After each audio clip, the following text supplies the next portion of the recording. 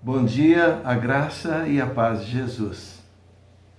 Mais um domingo, pela graça de Deus, vamos estudar a palavra.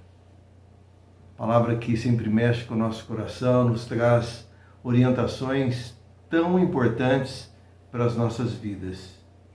E eu gostaria que você pudesse aprender um pouco mais da palavra de Deus. E vamos aprender. Hoje nós temos algumas novidades. Deixa eu ler aqui o Salmo 122, que talvez seja essa expressão nossa de não estarmos ainda indo à igreja.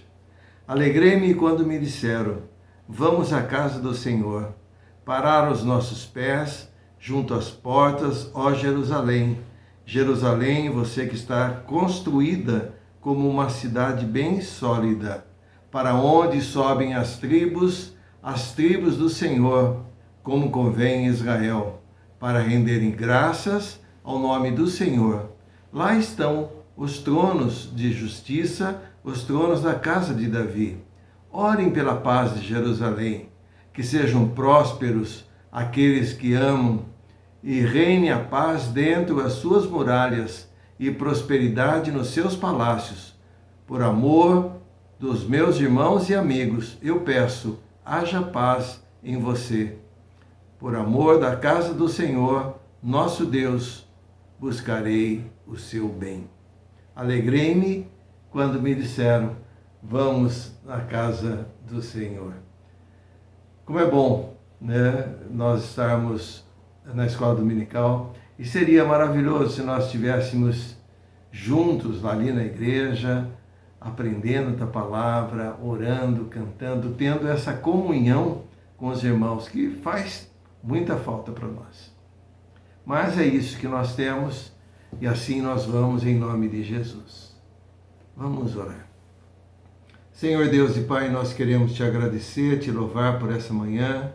Obrigado por mais essa oportunidade que o Senhor está nos dando de estudarmos a Tua Palavra, Senhor Deus. Abençoe todos os momentos dessa live e permita, Deus, que na Tua bondade possamos estar glorificando o Teu santo e bendito nome. Nós oramos, agradecemos, nós Te louvamos, em nome de Jesus. Amém. Amém. E hoje nós temos uma novidade. Nós teremos um momento missionário com o missionário Felipe. E também teremos uma palavra de homenagem para as mães. Vamos ouvir. Olá, irmãos, tudo bem? Nesse momento missionário, a gente vai estar falando sobre a tradução da Bíblia e a gente vai apresentar alguns dados, algumas estatísticas do último relatório da Wycliffe. Wycliffe é uma missão, uma das maiores missões do mundo em tradução da Bíblia, e o foco deles é justamente traduzir a Bíblia para povos que ainda não têm nenhuma porção do Evangelho. Então, eles começam inicialmente com a tradução de algumas porções dos Evangelhos, principalmente, depois alguns dos Evangelhos por completo, e logo depois eles fazem a tradução do Novo Testamento. Então o foco deles é justamente esse, proporcionar para povos não alcançados, povos que não têm nada escrito, nada traduzido para a língua deles, da palavra de Deus. E isso é muito importante, para a missão é muito importante, para a igreja e para o avanço do evangelho isso é muito importante, né? A primeira vez que ocorre a tradução da Bíblia com intenções missionárias é por Filas, em 370 depois de Cristo, ao evangelizar os godos, que era um povo bárbaro. Ele vai avançando mais para cima da Europa, né, e ele vai percebendo a necessidade de apresentar junto a esse povo, os godos, uma palavra de Deus escrita na língua deles, né? Ele não apenas vai traduzir para a língua deles, mas também vai transliterar a linguagem daqueles homens, que era daquele povo, que era uma linguagem ainda não escrita. Ele vai converter para uma transcrição desse idioma e aí vai fazer a tradução da Bíblia. O tempo se passa e por volta de 1462 Gutenberg começa a impressão das Bíblias, e isso é um avanço e um marco na história do cristianismo e até para as invenções da humanidade, né? E hoje, em pleno século XXI? O que a gente tem de relações com isso? O que nos revela e qual é a necessidade do campo missionário hoje? Dentre as mais de 7.000 línguas faladas no mundo, sejam elas escritas ou não, a gente tem já mais de 704 bíblias por completo. Quando a gente vê esse número, a gente fala, poxa, mas só tem 700, um pouco mais de 700, e a gente tem 7.000 línguas, isso não bate muito. Só que a gente tem que lembrar que essas línguas que ainda não foram traduzidas, alguma porção da palavra ou a Bíblia toda, são povos que são minorias, então são povos mais difíceis de serem alcançados, mais isolados geograficamente muitas vezes, mais isolados culturalmente. Então esses idiomas nos quais ainda não foi traduzida a Bíblia são grupos menores. Para a gente ter uma noção desses 700 línguas nas quais já tem traduzido por completo a Bíblia, a gente tem mais de 5 bilhões de pessoas sendo alcançadas, recebendo a Bíblia na língua deles. 5,7 bilhões, né? Estou com a minha colinha aqui do lado. De Novos Testamentos, que é um primeiro passo aí das agências missionárias, mais de 1.550 Novos Testamentos completos, e eles conseguem abranger aí mais de 800 milhões de pessoas. E a gente começa a ver que esses números são muito grandes, porém a necessidade de tradução, a necessidade de teólogos que estudem a palavra e saibam traduzir não apenas a palavra pela palavra, né, a palavra numa linguagem para com outra palavra, mas também o conteúdo dela, entendendo aquela cultura. E aí vai precisar de pessoas, missionários que vão entender de antropologia, missionários que vão entender de outras ciências que explicam melhor a cosmovisão daquele povo. Que Felipe, o que é cosmovisão? Cosmovisão é visão de mundo. De um PhD a um analfabeto, todo mundo tem cosmovisão, todo mundo tem a sua visão de mundo. É claro que a nossa visão de mundo tem que ser mais próxima da palavra de Deus possível, né? E nós temos a palavra acessível, então a gente percebe que para a nossa cultura e para o nosso conhecimento de quem é Deus, de quem é Cristo Jesus, do Espírito Santo, de quais são as formas que devemos nos portar para com pessoas não cristãs, isso é muito importante, a gente ter acesso à palavra. Agora eu quero que você imagine pessoas que ainda têm partes da Bíblia traduzidas para eles. E a gente começa a perceber que isso dificulta a caminhada em Cristo, não é? Agora a gente pode pensar quais são as necessidades, quais são os próximos passos da tradução da Bíblia, né? Se a gente fosse ver por continentes, até deixei uma imagenzinha que vai aparecer agora, só nas Américas, quando a gente pensa o Brasil, os Estados Unidos estão nessas Américas, Canadá, México, países com tão grandes igrejas, não é? Mais de 120 línguas ainda não foram traduzidas a Bíblia. Dentro delas, aí a gente poderia alcançar mais de 2 milhões de pessoas ao traduzir nessas línguas, não é? E daí a gente vê na Europa, a gente acha que a Europa já está toda alcançada, não, mas 60 línguas ainda não foram traduzidas. Na África, 597 línguas, e aí na África a gente vê um número muito grande, né? 20 milhões de pessoas ainda a serem presenteadas, a receberem, né, a palavra de Deus em sua tradução, na sua língua materna. Na Ásia, que é o maior desafio da missiologia de hoje, 836 línguas, né, necessitam ainda de tradução, abrangendo aí 141 milhões de pessoas. Seria mais de 100 vezes a cidade que a gente mora, né, Campinas. E a gente começa a perceber que o reino de Deus é maior, o reino de Deus é muito maior do que os nossos bairros, as nossas ruas, as nossas famílias. Mas é maravilhoso a gente perceber também que Deus tem esse manifesto. Há pouco tempo eu tinha recebido um testemunho muito bonito de um líder de uma agência que ele falou assim: olha, a gente traduziu a Bíblia para um povoado no meio do nada na África, e eles conseguiram traduzir no Novo Testamento completo, e aqueles líderes, aqueles anciãos daquele vilarejo chegaram para o missionário e falaram: missionário, por que a sua Bíblia é mais grossa do que a nossa? A nossa Bíblia parece muito fina. É por causa da tradução? Então eu falo, não. Daí o missionário foi explicar para eles: é que o de vocês a gente traduziu o Novo Testamento, o foco da nossa agência missionária é traduzir o Novo Testamento, e a gente vai para outra tribo, porque é o mais necessário e mais utilizado para a evangelização, né? E aqueles homens falam assim: e quando vocês vão traduzir o Antigo Testamento da gente? a gente não tem planejamento para isso, porque a gente tem poucas verbas e a gente precisa destinar as verbas para outros povos que ainda não têm nada da Bíblia ou precisam da tradução do Novo Testamento. E esses líderes falaram: o que a gente precisa? Para nós mesmos traduzirmos o Antigo Testamento para nosso idioma, para nossa língua.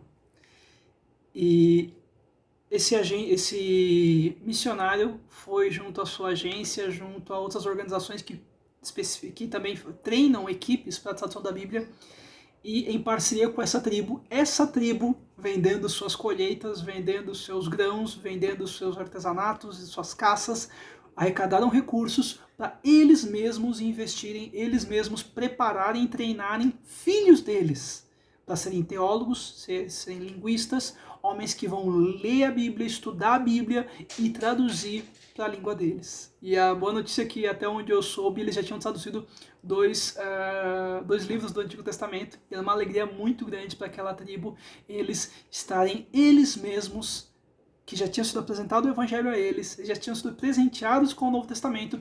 Agora, como fruto de tudo isso, eles mesmos estavam fazendo a tradução, é claro, com parcerias, claro, com mentorias, toda a tradução do Antigo Testamento. Meus queridos irmãos, que Deus abençoe esse momento missionário, que toque a sua vida, assim como tocará a palavra e as aulas, e que Deus fale conosco. E que mesmo em meio a tantos desafios e tantos números grandes, a gente entenda que Deus tem o controle, que Ele é o Deus da missão. E a missão, de fato, a nossa missão principal é glorificar a Deus. Que Deus abençoe, meus irmãos. Olá! Hoje é um dia muito especial. Hoje nós comemoramos o Dia das Mães.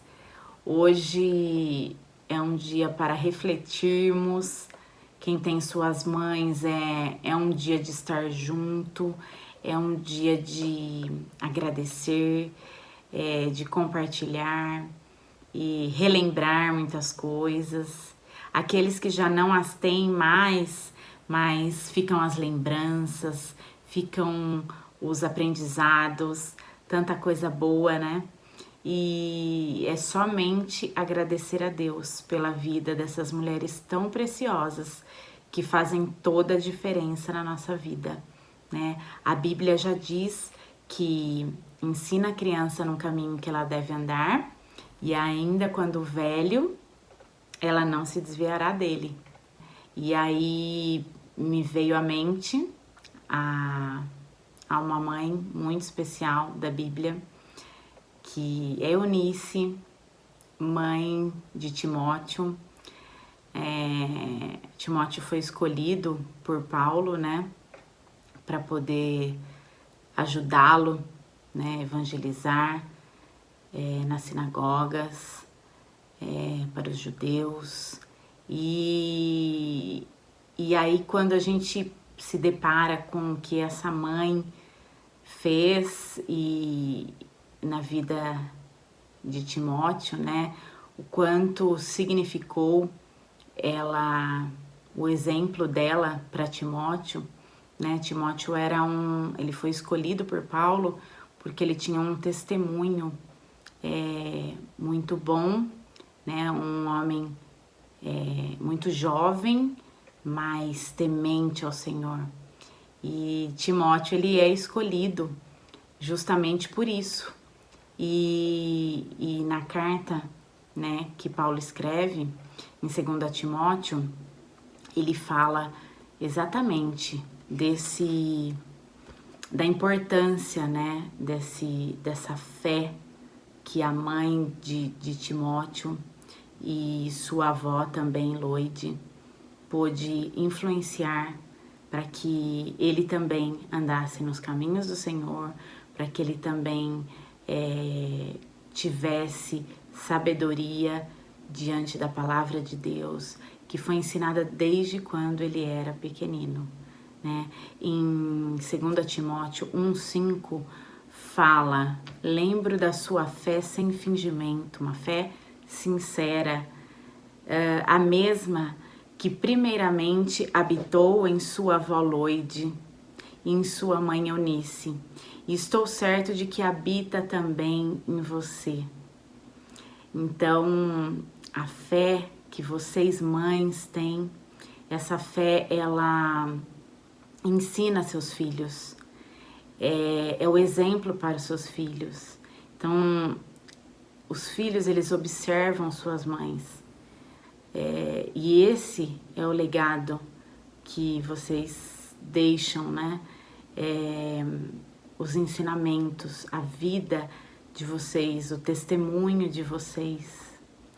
E também, 2 Timóteo 3,15, fala assim: e desde menino você conhece as escrituras sagradas, as quais lhe podem dar sabedoria, que leva à salvação por meio da fé em Jesus Cristo.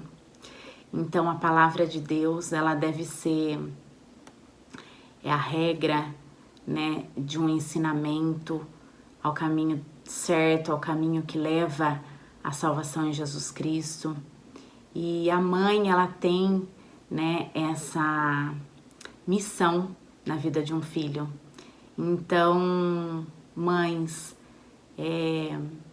invistam esse tempo de estar juntos com seus filhos, de poder compartilhar da palavra, não apenas no culto, no domingo ou em um dia da semana, mas que isso possa fazer parte da rotina de vocês, ensinando a palavra do Senhor. Porque a Bíblia diz em Provérbios 22:6 que ensine a criança no caminho em que deve andar, e ainda quando velho não se desviará dele. Então, a missão de uma mãe na vida de um filho, ela é tremenda. O sucesso de uma mãe, ele não é quando um filho ele está bem sucedido financeiramente, ou ele foi muito bem sucedido nos estudos, ele passou numa ótima universidade. É claro que tudo isso exigiu esforço, exigiu também a dedicação de uma mãe, de um pai, mas o mais importante é que a mãe ela possa ensinar o caminho do Senhor, para que o sucesso do seu filho ele não seja para a sua glória, para a sua honra, mas seja para a glória do Senhor, para que através da vida desses filhos outras pessoas possam ver o testemunho e conhecer a Deus, conhecer a verdade que está em Jesus Cristo. Então, que vocês, mães, possam continuar nesse grande ministério de ensinar, de amar, de testemunhar a palavra do Senhor dentro dos seus lares, nos seus afazeres, nos mínimos detalhes, mas que seus filhos possam ver em você o grande amor de Deus. E eles possam sentir isso, e dessa forma eles vão multiplicar isso, e vai ser de grande bênção na vida deles e na sua vida, que ainda vai ter muito orgulho desses filhos. Então, mães, hoje eu quero deixar para vocês todo o meu amor, todo o meu carinho, meu respeito, minha admiração, e quero agradecer a Deus pela vida de cada uma de vocês, que são únicas, que são insubstituíveis, que são tão amadas pelo Senhor, que Ele o fortaleça nesse ministério, que Ele dê dons a vocês que possam prosperar a vida de seus filhos, mas de uma forma tremenda, e que vocês a cada dia, ainda que com dificuldades, ainda que com algumas decepções, mas vocês possam se fortalecer no Senhor e saber que Ele é com vocês e Ele ama vocês. Vocês são preciosas e amadas pelo Senhor sempre. Eu quero orar com vocês e agradecer pela vida e por tudo que Ele tem feito até aqui. O Senhor é bom e o Senhor está conosco. Senhor Deus e Pai querido, nós te louvamos pela vida de cada uma de nossas mães, aquelas que se foram, ó Deus, te louvamos pelos legados e por tudo que elas deixaram de ensinamentos, e com grande alegria as memórias, as recordações, e te agradecemos, ó Deus, porque o Senhor é bom, o Senhor, apesar de todas as dificuldades, sempre está conosco, ó Deus, e eu te peço que o Senhor abençoe a cada mãe da nossa igreja, ó Deus, cada mãe espalhada por esse mundo, que tanto necessita da Tua presença, Senhor. Que em nome de Jesus o Senhor possa ser com cada uma delas, Pai. Que o Senhor dê dons, que o Senhor traga muitas alegrias também, que o Senhor traga a recompensa que vem dos céus, ó Deus. Muito obrigada, fica conosco nesse dia, que seja um dia de comemorações, que seja um dia de muita alegria na nossa casa, na vida dos filhos, das mães e da nossa igreja, Pai. Em nome de Jesus. Amém. Amém. Parabéns, mamães. Tenham um dia maravilhoso. Que Deus abençoe cada uma de vocês e sintam aí o meu abraço forte. Nesse momento nós teremos a ministração da palavra de Deus.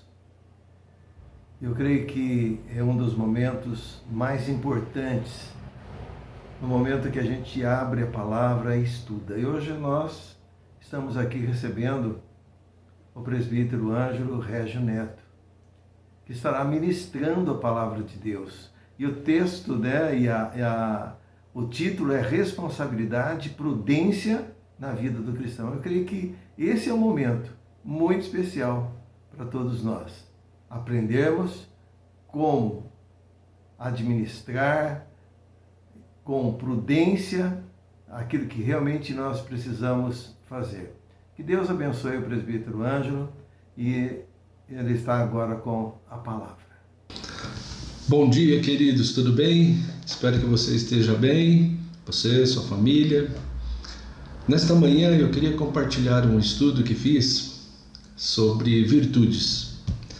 Você vai perguntar por que estudar virtudes, né? São muitas as virtudes que nós temos como ser humano.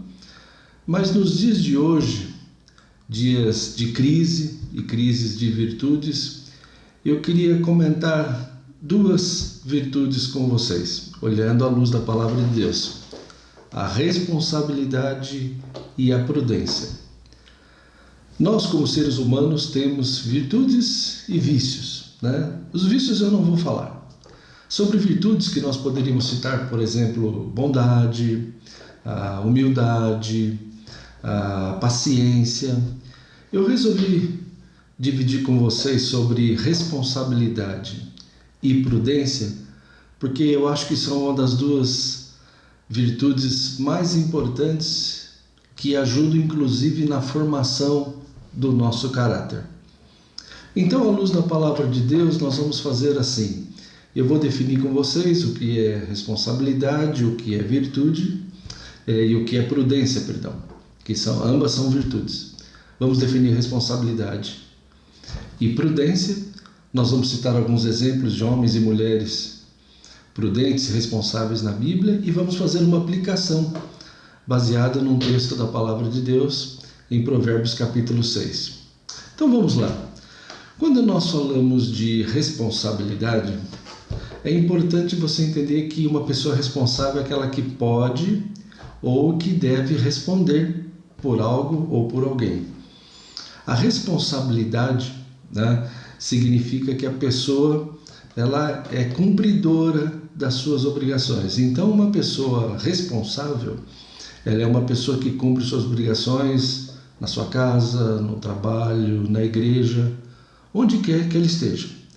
A Bíblia, por falar em responsabilidade, ela diz em 2 Coríntios capítulo 5, versículo 10, que porque importa que todos nós vamos um dia comparecer diante do tribunal de Cristo, para que nós prestemos contas do bem e do mal que o nosso corpo tiver feito.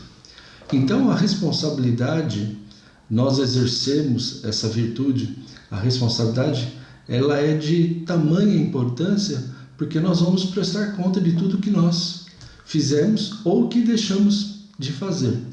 Então a responsabilidade é um ponto muito importante, porque você pode até perguntar para você, ou se você já se perguntou, né, se você é uma pessoa responsável.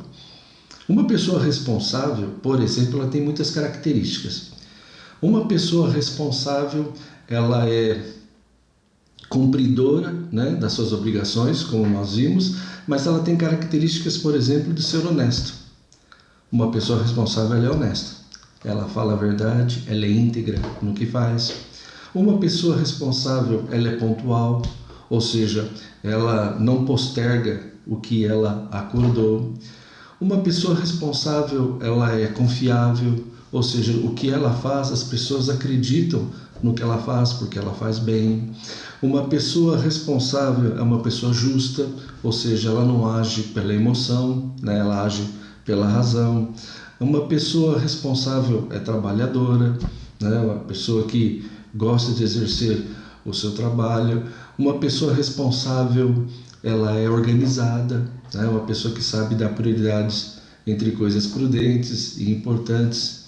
Enfim, a responsabilidade é uma virtude muito importante, e quero crer que a responsabilidade que deveria nortear todas as pessoas, né?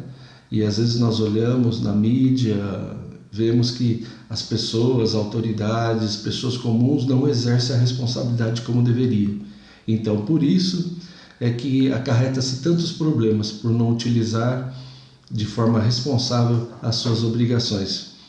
Então, definindo responsabilidade e até indo um pouquinho mais além, né, em Romanos capítulo 14, versículo 12, fala que assim como, pois, cada um de nós dará respostas, dará contas diante de Deus, de si mesmo, das suas atribuições.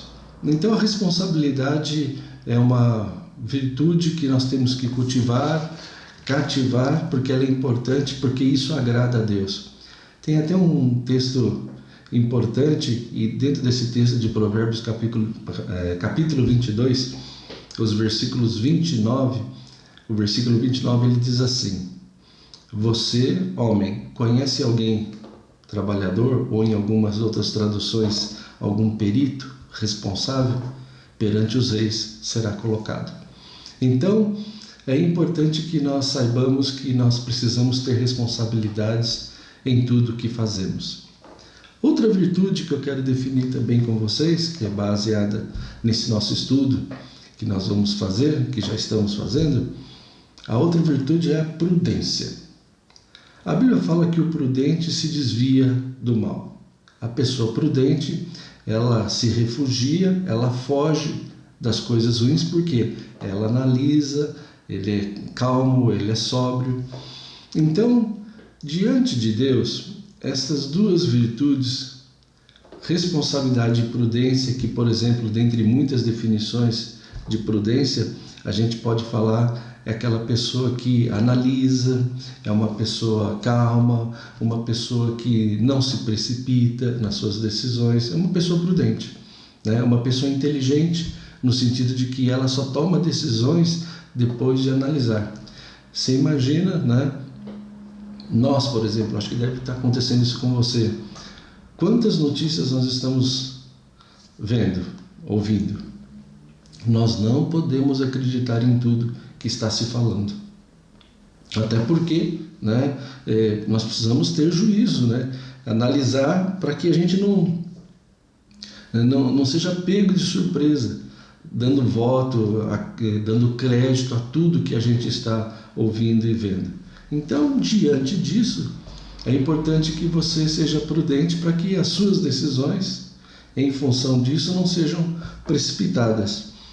E também é importante a gente dizer, né, que a fé que nós temos que ter e que nós temos em Cristo Jesus, ela não invalida eu ser responsável e ser prudente. Eu devo sim ter fé, eu devo sim confiar em Deus como cristão, né? Mas como cristão também, como cidadão, eu não posso deixar de lado de ser responsável pelas minhas atitudes e eu não posso deixar de ser prudente, ou seja, de analisar, de pensar antes de tomar qualquer decisão.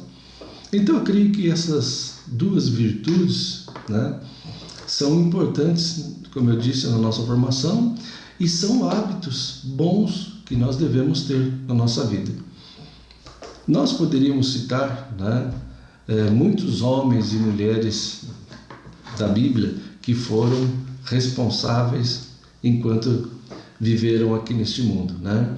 A gente poderia citar, por exemplo, Noé. Se você olhar a história de Noé, né, você que conhece, já leu a Bíblia também, Noé foi alguém muito responsável no sentido dele divulgar para as pessoas que um dia Deus estaria fazendo juízo, o dilúvio viria, e as pessoas não acreditaram, mas ele foi responsável em levar uma mensagem de esperança. E Noé, né, conseguiu salvar toda a sua família. Inclusive, pensando nisso, né, eu estava olhando alguns textos, algumas bibliografias, uma bibliografia de Billy Graham, e perguntaram para Billy Graham, né, um servo de Deus que morreu aos 99 anos recentemente, se não me engano ano passado ou retrasado, e perguntaram, na sua opinião, qual um dos maiores pregadores que você tem conhecimento? Ele falou exatamente Noé. Noé conseguiu levar a sua família, pela sua responsabilidade, para dentro da arca. Então, um homem responsável. Nós poderíamos citar José, um homem responsável, um homem que pela sua boa administração, durante 7 anos de fartura no Egito, ele já orientado por Deus, preparou todo o mantimento, preparou todo o celeiro, para que quando viesse dias difíceis, como veio sobre toda aquela região, ele acudiu o mundo todo, né? Então foi um homem responsável na sua administração, no seu trabalho. Sara, por exemplo, foi uma mulher responsável, prudente ao acompanhar seu marido na jornada, né? Vivendo em tendas, no deserto, mas ela cumpriu cabalmente junto ao seu marido, Abraão, que Deus tinha determinado. Nós podemos ver Esther, por exemplo, a rainha Esther, que participou de um grande concurso de beleza lá na Pérsia, né? Mas como a prudência dela, a coragem dela, fez com que salvasse todo o seu povo, né, do massacre que viria. Então foram homens e mulheres que usaram, né, esse talento de ser responsável, de ser prudente, e por causa dessas suas atitudes de maneira correta, e uma das definições de virtude é exatamente isso, né, de você usar de maneira correta, desejável, esses seus bons hábitos, faz com que você seja exitoso na sua vida, né? Como eles foram, nós podemos ser. E talvez uma reflexão, né, um abre e fecha parênteses aí. Será que se você fosse responsável ou prudente em muitas atitudes que você tomou ou de responsabilidades que você deixou de fazer, você não teria um sucesso melhor hoje na sua vida, né? Fica aqui um pensamento. Mas pensando nesses dois atributos, né? Se você puder anotar, se você puder pegar a sua Bíblia, lá em Provérbios, no capítulo 6, esse texto é bastante interessante. Talvez você já ouviu até alguma pregação sobre esse texto. Provérbios capítulo 6, ele faz 4 advertências. Nós, por conta do tempo, não vamos falar das 4, pelo menos 3 nós vamos falar. O que é advertência? A advertência é um aviso, é uma admoestação. A advertência pode ser uma repreensão, uma chamada de atenção. Provérbios, nesse texto, usando a responsabilidade e usando a prudência, que são essas duas virtudes que nós definimos, né? Reiterando, né? A pessoa responsável é aquela cumpridora das suas obrigações, seja as suas obrigações ou para com terceiros. E a pessoa prudente, né, é a pessoa calma, que analisa e que não toma decisões precipitadas. Nesse texto da Bíblia, de Provérbios capítulo 6, há 3 pontos importantes que o escritor fala sobre a nossa vida pessoal, né? Então, no primeiro ponto, Provérbios capítulo 6, de 1 a 5, diz assim a Bíblia: Filho meu, se ficaste fiador do teu companheiro e se te empenhaste ao estranho, versículo 2, estás enredado com os que dizem os teus lábios, estás preso com as palavras da tua boca. Agora, pois, faze isso, filho. Livra-te, pois caíste nas mãos do teu companheiro. Vai, prostra-te e importuna o teu companheiro. Não dê sono aos teus olhos, nem repouso às tuas pálpebras. Livra-te como a gazela da mão do caçador e como a ave na mão do passarinheiro. Primeiro ponto. Nós precisamos ser responsáveis e prudentes nos negócios, né? Quando a gente olha para esse texto aqui da Bíblia, ele está abordando algo muito especial na nossa vida, né? Que fala sobre fiador. Eu não sei se essa palavra tem alguma familiaridade para você, mas fiador é aquela pessoa que se responsabiliza por outra. No caso dela, essa pessoa não agir de forma correta ou não cumprir as suas obrigações. Deixa eu me dar um exemplo. Você, por exemplo, sabe de alguém que está fazendo um empréstimo no banco. E o banco fala para essa pessoa: olha, eu vou te dar esse dinheiro, mas você precisa ter um fiador. E ele te convida para ser fiador. Você vai lá e fica fiador dele ou dela. O fiador significa que se essa pessoa não pagar, você paga. Ou seja, você fica responsável, você abona o que essa pessoa está fazendo. Por exemplo, um aluguel. Uma pessoa aluga e te chama para você ser fiador. Se essa pessoa não pagar o aluguel, quem paga é você. Então, como fiador, ou seja, você fica obrigado, né, a cumprir as suas obrigações caso essa pessoa falte ou fale, perca o emprego, não cumpra. Sabe, meus irmãos, você pode perguntar, como algumas pessoas já perguntaram para mim, né? Como cristão, a gente pode ou não pode ser fiador? Nas minhas pesquisas, olhando para a palavra de Deus, eu não encontrei nenhuma passagem bíblica que pudesse Deus falar categoricamente que você não pode ser fiador. Eu não encontrei. Mas isso não significa que Deus aprove nós sermos fiador. Ao contrário, ele fala de maneira muito enfática o perigo da gente ser fiador. Se você puder anotar, eu selecionei 3 versículos aqui. Provérbios 11:15 diz assim: quem fica por fiador de outrem vai sofrer males. Provérbios 16:18: o homem falta de entendimento se compromete ficando fiador de seu amigo. Provérbios 20:16: tome-se a roupa aquele que fica fiador por outro. Então a Bíblia, para mim, ela é clara dizer dos perigos de você ser fiador. O próprio texto que nós lemos, se você observar bem, dá para entender que é uma pessoa que já ficou fiador. Filho meu, versículo 1, se ficaste por fiador, ou seja, você já ficou fiador. Aí versículo 2 fala que você está enredado, ou seja, você está preso. Você deu a sua palavra, agora você tem que cumprir. Mas no versículo 3 ele começa dizendo: livra-te, pois caíste nas mãos do companheiro. A Bíblia está falando: se livra disso. Não é legal você ficar fiador. Não dê repouso aos teus olhos, às tuas pálpebras, ou seja, não durma, não descanse. Sai dessa armadilha. Não é uma boa você ficar fiador por outra. Eu conheço pessoas, né, que ficaram fiador, né, e teve problema sério na sua casa, até porque acabou perdendo um bem para poder pagar o que o outro não cumpriu.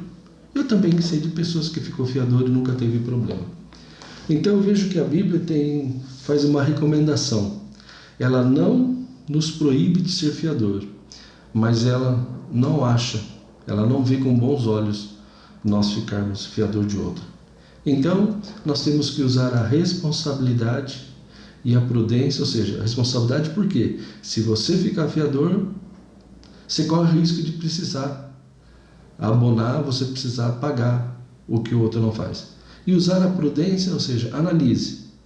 Olha, se alguém te pedir para você ser fiador, né?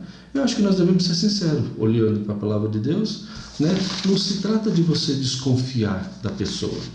Não se trata de você estar olhando para a pessoa e falar, estou desconfiando da sua honestidade. Mas é uma questão de prudência, que é a virtude segunda que nós comentamos. Então, responsabilidade e prudência na nossa vida, nos negócios. Porque nós fazemos negócios, nós compramos, nós vendemos, nós negociamos. Então, responsabilidade e prudência nos negócios que fazemos. Ponto 1. Se você olhar nesse mesmo capítulo 6, a partir do versículo 6 até o versículo 11, um outro aspecto da nossa vida, sobre o trabalho. Nós devemos ser responsáveis e prudentes no nosso trabalho. Olha o que diz a Bíblia. Vai ter com a formiga preguiçoso, considera os seus caminhos e ser sábio. Não tendo ela chefe, nem oficial, nem comandante, no estio prepara o seu pão, na cega ajunta o seu mantimento. Ó preguiçoso, até quando ficarás deitado? Quando te levantarás do teu sono? Um pouco para dormir, um pouco para tosquenejar é cochilar. Um pouco para encruzar os braços em repouso, assim sobrevirá a tua pobreza como um ladrão e a tua necessidade como um homem armado. Segundo ponto que eu vejo, ou segunda advertência que a Bíblia fala aqui, né? Uma demonstração, uma chamada de atenção. Precisamos ser responsáveis e prudentes no nosso trabalho. Por quê? A Bíblia trata aqui do preguiçoso, né? Preguiçoso não é a pessoa que não tem trabalho, ela não quer trabalhar, né? É uma pessoa que não gosta de estudar, uma pessoa que levanta tarde, uma pessoa que não quer ter compromisso com nada. É exatamente o contrário do que nós estamos abordando. É uma pessoa que revela a sua irresponsabilidade. A pessoa preguiçosa é aquela que revela a sua imprudência. E a Bíblia está dizendo para nós, né, trabalhadores, né, que temos um trabalho, que buscamos um trabalho, que agimos de maneira íntegra, para nós sermos responsáveis e prudentes, olhando para a formiga, este pequeno inseto. Lá em Provérbios 25, 30 a 25, fala que a formiga, pequeno inseto, né, mais grande em força e pode também, na época dos problemas, na época da fartura, ela juntar para que quando vier o inverno ela esteja preparada para poder se alimentar. Então a Bíblia fala para a gente aprender com a formiga, dizendo, olha o versículo 6, vai ter que a formiga, quer dizer, a formiga é trabalhadora, viu? Olha o versículo 7, não tendo chefe, ou seja, independente de ter chefe ou não, de ter a rainha ali comandando, elas executam o seu trabalho. No versículo 8 ela fala, prepara o seu pão, ou seja, são animaizinhos, né, organizados. E o perigo que a Bíblia fala se nós formos preguiçosos, ou chamando a atenção daquela pessoa que é preguiçosa, né? Até quando você vai ficar deitado? Até quando você vai levantar do teu sono? Até quando você vai ficar dormindo, cochilando? Até porque ocorre aqui um problema, né, que a Bíblia nos mostra. A Bíblia fala da gente poder, ou a pessoa preguiçosa, ela vai vir a pobreza. Não que a pobreza não é maldição, mas a pessoa preguiçosa, ela fatalmente, o destino dela, como ela não trabalha, não quer ter responsabilidade, ela não se envolve, ela não estuda, ela, ao contrário, né, ela quer ficar de boa na vida, fatalmente isso vai acontecer, né? Ela não vai ter recursos, ela não vai ter trabalho, ela pode cair no vício, pode cair no alcoolismo, nas drogas, porque ela não faz nada. Eu não sei se você sabe, por exemplo, nessa época de pandemia que nós estamos vivendo, o consumismo está imperando. Muita gente está indo para as compras de uma maneira desenfreada. E pessoas até que não trabalham, não tem renda, não tem nada, não tem o que fazer, faz coisa errada. Não é prudente, não é responsável. Então a Bíblia está chamando a atenção nossa para nós sermos trabalhadores e no nosso trabalho sermos responsáveis e prudentes, porque coisas ruins, olha o versículo 11, assim sobrevirá a tua pobreza. Então nós podemos cair em laços perigosos se nós não nos esforçarmos. Há 2 versículos da Bíblia, também Provérbios, isso no Velho Testamento, anote se você puder, Provérbios 19:15, que diz que a preguiça faz cair em sono profundo e o ocioso a padecer de fome. Não trabalha, não se esforça, vem fome, vem a pobreza. Provérbios 19:24, o preguiçoso mete a mão no prato e tem preguiça de levar a boca, para poder comer. Então até nisso o preguiçoso é. Então, gente, a Bíblia está fazendo um alento para nós sermos responsáveis e prudentes no nosso trabalho, até porque, diz a Bíblia lá em Efésios 4:28, aquele que furtava, não furte mais. Trabalhe para que tenha até com que acudir ao necessitado. Lá em 2 Timóteo, capítulo 3, versículos 10 a 12, fala também sobre o trabalho.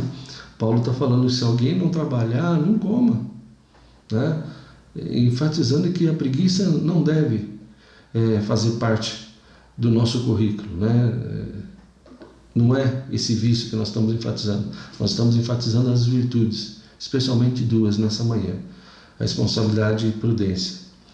Então, no primeiro ponto, a responsabilidade e prudência nos nossos negócios, responsabilidade e prudência no nosso trabalho.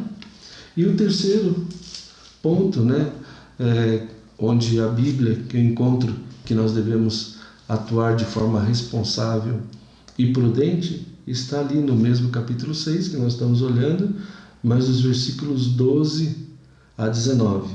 Diz assim: o homem de Belial, o homem vil, é o que anda com a perversidade na boca, acena com os olhos, arranha os pés, faz sinais com os dedos, seu coração há perversidade, todo o tempo maquina o mal, anda semeando contendas, pelo que a sua destruição virá repentinamente, subitamente será quebrantado, sem que haja cura. 6 coisas o Senhor aborrece, e a 7ª a sua alma abomina. E aqui ele vai falando de partes do corpo, associando com o nosso comportamento.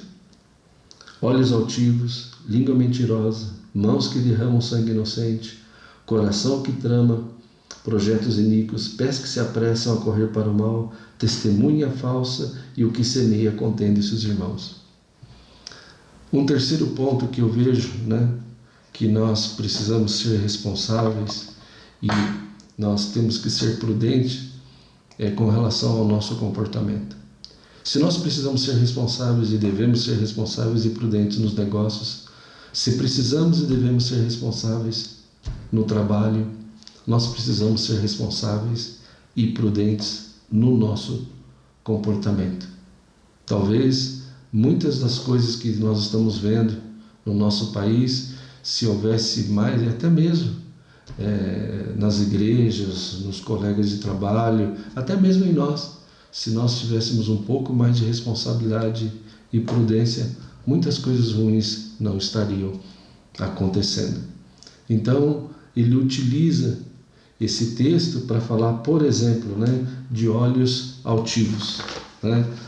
Uma pessoa responsável e prudente não tem olhos altivos. O que é uma pessoa de olhos altivos?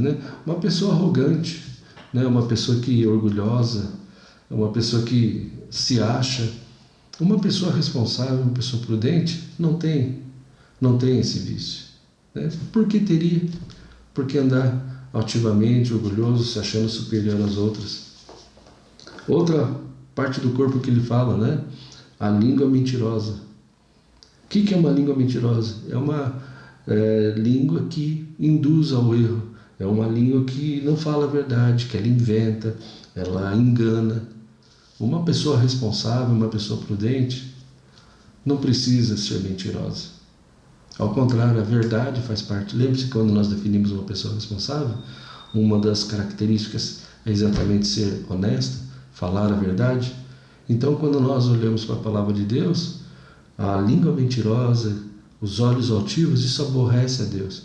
Então, uma pessoa responsável, uma pessoa prudente, não precisa usar desse artifício. Mãos, outra parte do corpo, olha, mãos. Então, ela falou dos olhos, da língua, das mãos. É interessante esse texto, né? Mãos que derramam sangue inocente.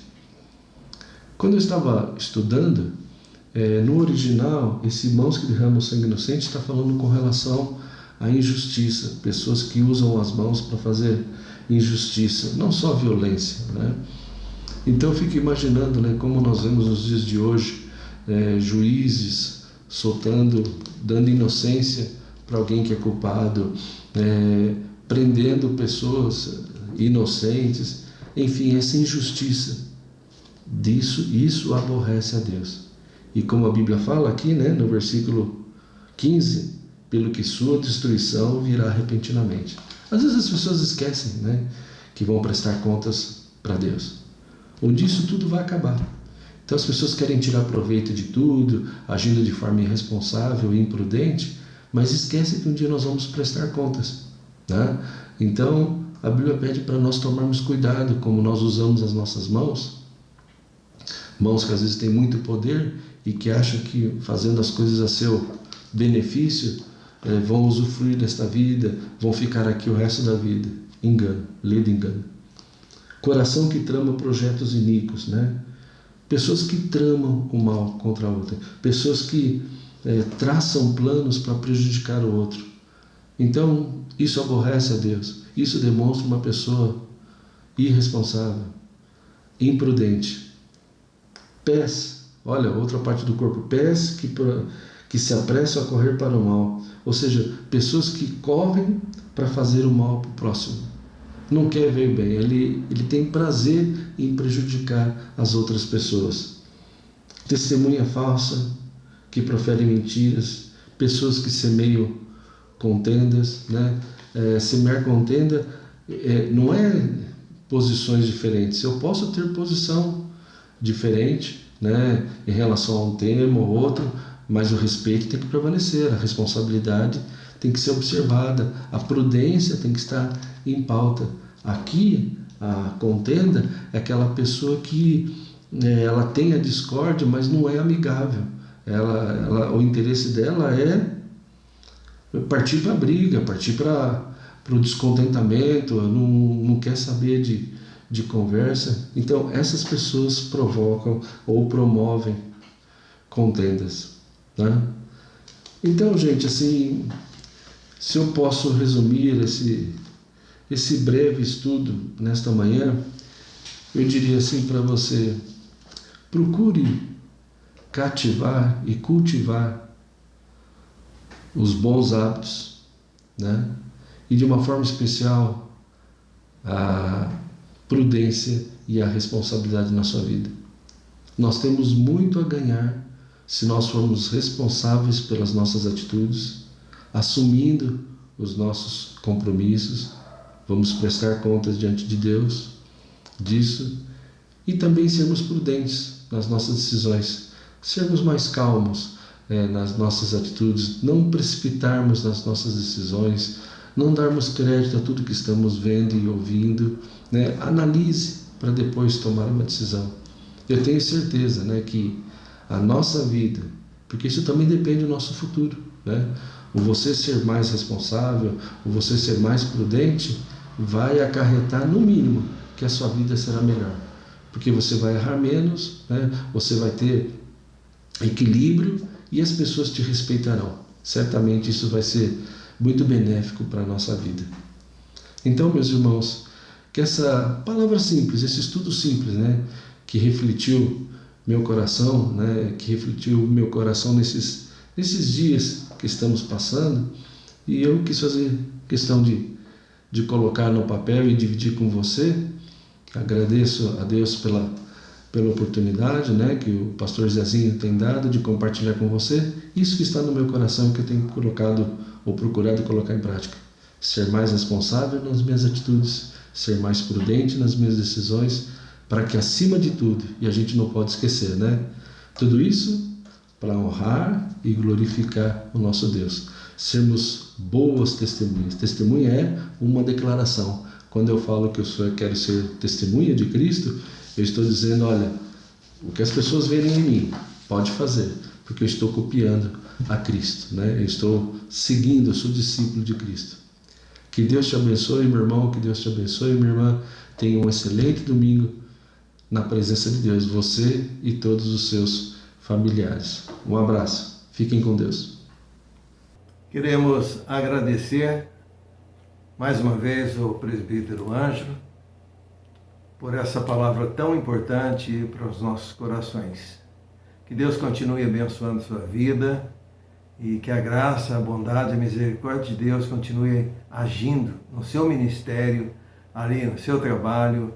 Que Deus abençoe muito você e toda a sua família. Em nome de Jesus. Amém. Deus, muito obrigado, viu, presbítero Ângelo? E eu quero fazer um convite para você para às 18 horas. Nós estaremos juntos para louvar, para bendizer o nome do Senhor, para ter aquele momento tão agradável do culto de louvor, de adoração ao nosso Deus. E hoje, um dia muito importante, Dia das Mães. E que Deus continue abençoando todas as mães. Eu não sei quantos vão ter essa oportunidade de almoçar junto com a sua mãe. Mas a gente louva a Deus pela vida delas, daquelas que já partiram, daquelas que estão conosco, daquelas que têm realmente sido uma pessoa muito importante na vida dos seus filhos. Que Deus continue abençoando. Eu vou orar. Senhor Deus e Pai, nós queremos mais uma vez agradecer por esses momentos que aprendemos a Tua Palavra. Abençoe, Senhor Deus, a nossa vida, abençoe a vida do presbítero Ângelo, abençoe também, Senhor Deus, todas as mães, que tenhamos um almoço muito gostoso, abençoado, e permita, Senhor Deus, que na Tua bondade, na Tua misericórdia, possamos estar novamente ligados às 18 horas, para nós participarmos do culto de louvor e de adoração ao nosso Deus. Muito obrigado por esses momentos tão especiais da Escola Dominical. Nós oramos e agradecemos em nome de Jesus. Amém. Até às 18 horas.